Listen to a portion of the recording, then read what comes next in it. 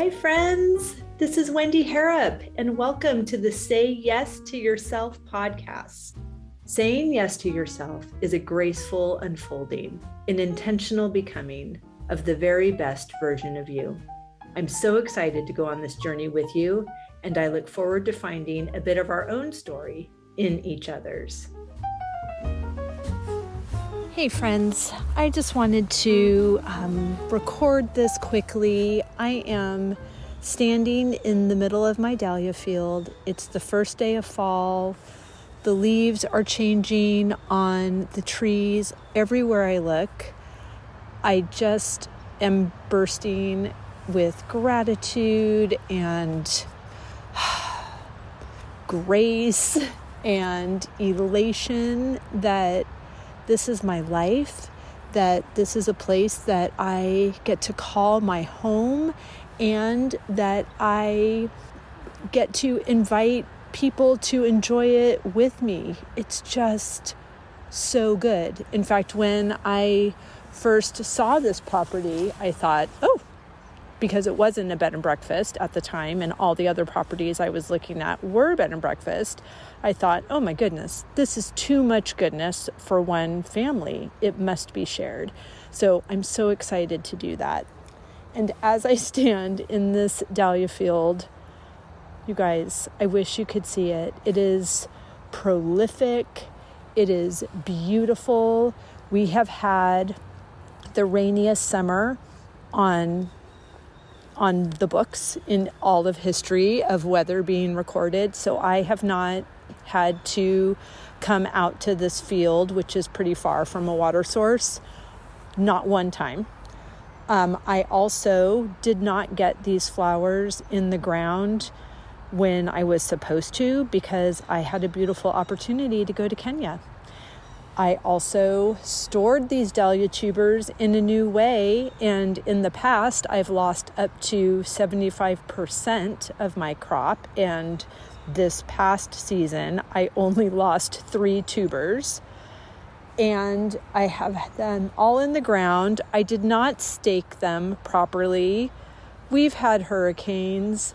They're falling down and they are blooming. It's prolific, and I'm standing out here just feeling like the poster child for doing it messy, and the realization that perfection is so overrated, and that doing things that delight your heart, they work. It's the law of the universe. God put these desires in my heart, and I'm a firm believer. If these dreams are in me, these dreams are for me. And my dream is to have beautiful dahlias. So despite my earnest efforts to not give them my full attention, they bloom. They are, again, not in the ground when they're supposed to be, not stored in a way that I've ever read about yet has been the best way to store them for success rate. I didn't stake them. I didn't water them, and it is just an absolute wonderland. So I wanted to the other thing I didn't do was deny myself fabulous opportunities to travel and do good work and be of service and do what's on my heart. So I have a lot of dreams, and they do have commonality. They are all birthed in my heart. So that's what they have in common. So when I had the opportunity to go to Kenya, I could say yes to that and say the dahlias will be what the dahlias will be, because this is what I need to do. And oh my gosh, look at what they are.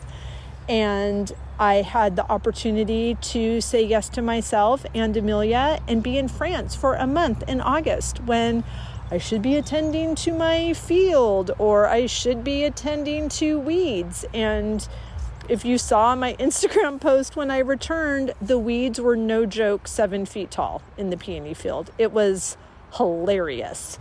And all of this growth and blooms and beautifulness were growing and blooming where they were planted, while I gave myself permission to bloom and grow on foreign soil where I was planted for 2 weeks and 4 weeks at a time. So I just want to share all of this. Perfectionism is a trauma response. You do not need to do anything perfectly. You do not have to wait for the perfect time, for the perfect circumstances, for all the resources to be in place, for the soil to be the right temperature, for the calendar to align. If something is in your heart, say yes to yourself. Trust that desire. Trust that God doesn't just put dreams in our heart and then throw caution to the wind and not make all of the details that support the manifestation of that dream to come to pass. He created the universe. He's going to think of everything. It's okay. Do the thing. So I hope that this little permission slip is in service to you. It's just been a really glorious reminder to me that I am held and I am known and I am seen and I am heard and I am loved. And so are you. Thank you for sharing this time with me. I know your days are full, and I'm really grateful that you chose to spend some of your precious time right here.